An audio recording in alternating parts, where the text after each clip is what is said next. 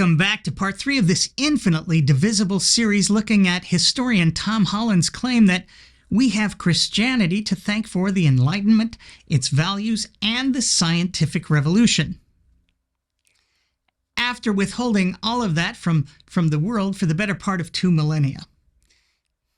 At the very least, Christianity owes us an apology, right?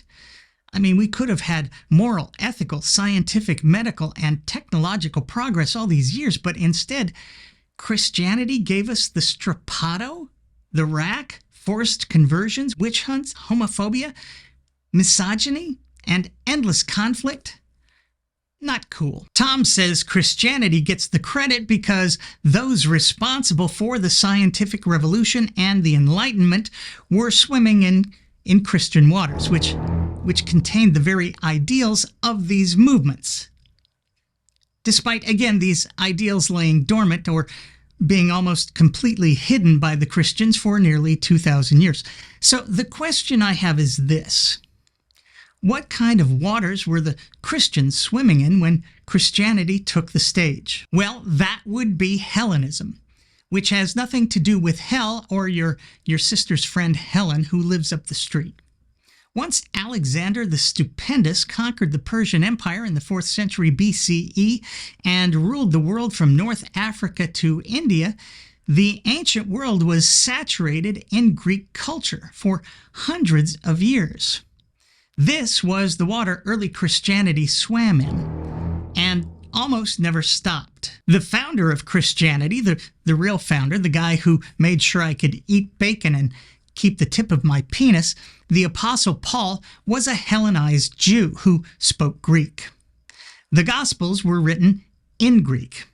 And you can't swing a dead cat here anymore on YouTube without hearing some Christian excuse to just talk about the Gospels being written in the genre of ancient Greco-Roman biography. Numerous scholars of the Bible and of antiquity are now more and more pointing out the stunning parallels between the Gospels and the myths and legends of ancient Greece and Rome.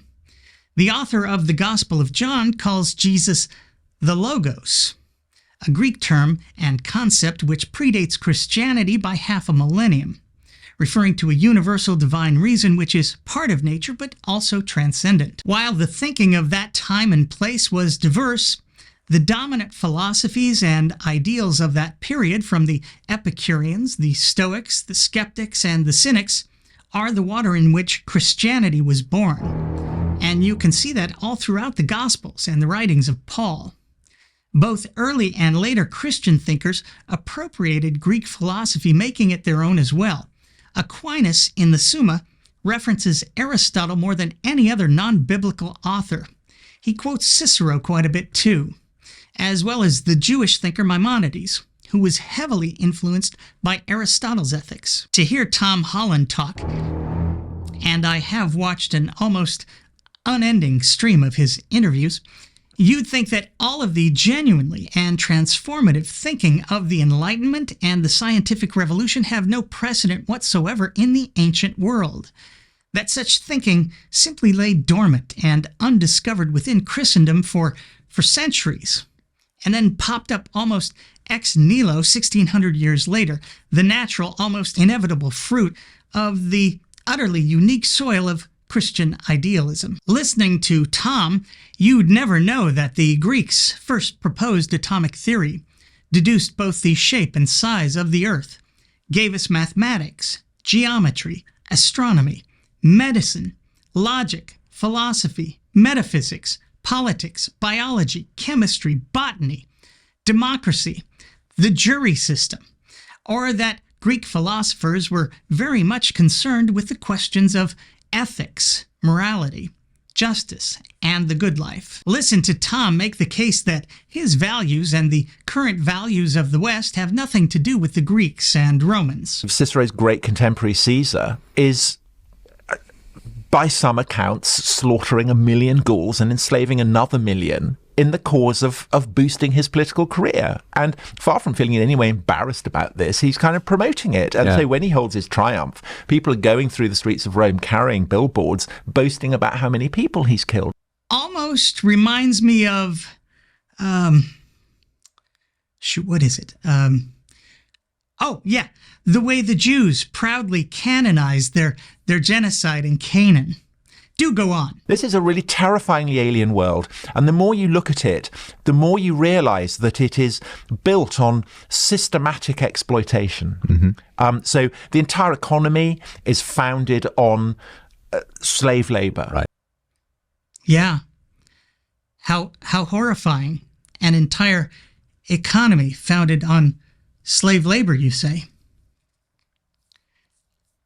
If you've lost track and you're wondering if Tom's talking about the Americas or Africa or the Indian subcontinent colonized by allegedly enlightened Christians, I don't blame you. It really is impossible to tell the difference, isn't it? In almost every way, this is a world that is unspeakably cruel to our way of thinking. And so this worried me more and more. And it was kind of like, I was thinking, well, I'm clearly not, as I'd vaguely imagined, the heir of the Greeks and the Romans in any way, really. Did you see what Tom did there?